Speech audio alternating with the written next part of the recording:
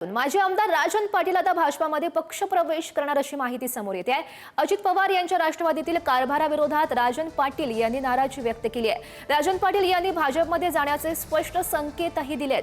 मी छोट्या माणसांबद्दल बोलत नाही, उमेश पाटील यांच्यावर खोचक टीका त्यांनी केली।